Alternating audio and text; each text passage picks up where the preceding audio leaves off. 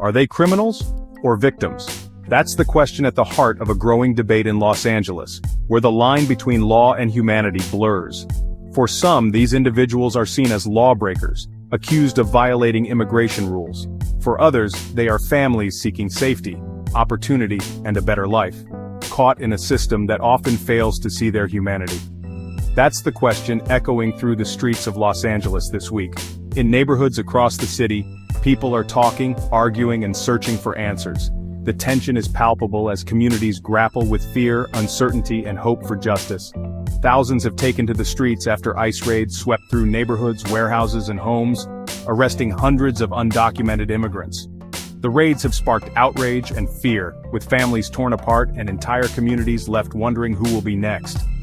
But beyond the headlines, there's a deeper story, a moral dilemma that challenges the conscience of a city.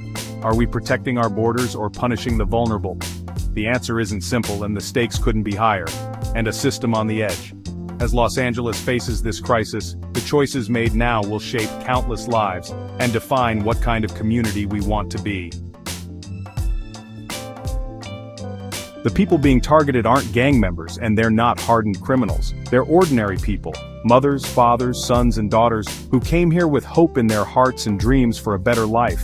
They are our neighbors, our classmates, our co-workers, and our friends. These are men and women who crossed borders not for adventure but out of necessity. They came seeking a chance, just a chance, for food on the table, a roof over their heads, and the dignity that comes from being able to provide for their loved ones. Many left everything behind, risking it all for the hope of safety and opportunity. They took risks that most of us can hardly imagine.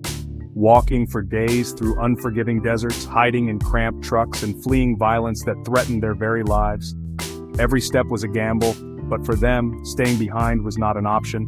Once they arrived, they didn't just survive, they contributed. They worked long hours in construction, cleaned homes, cared for children in our parks, and stood in line to pay taxes at community centers. They followed the rules, often going above and beyond to prove they belonged. And most importantly, they believed they were finally safe. They built lives, raised families, and became part of the fabric of our communities, holding on to the hope that here, they could find peace and security.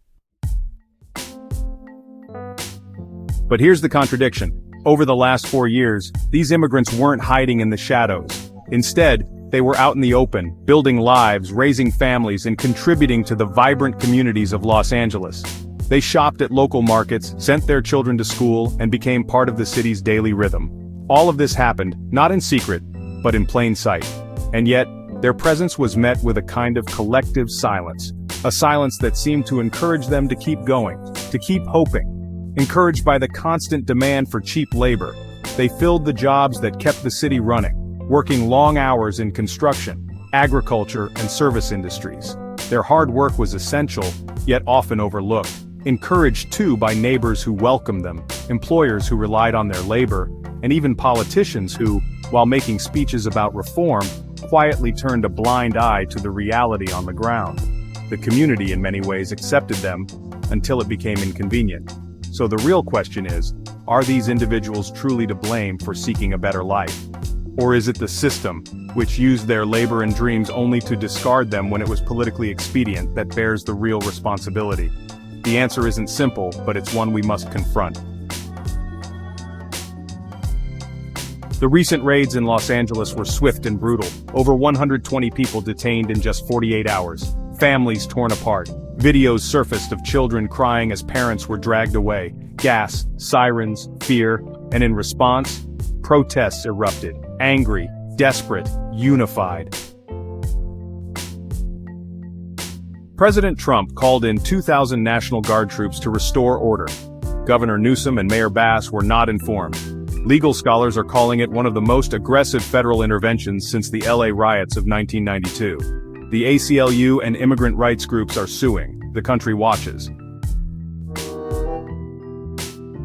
No one denies that immigration needs reform. And yes, undocumented populations pose complex challenges to any economy. But is the answer really mass detainment? Deportation squads? Soldiers in the streets?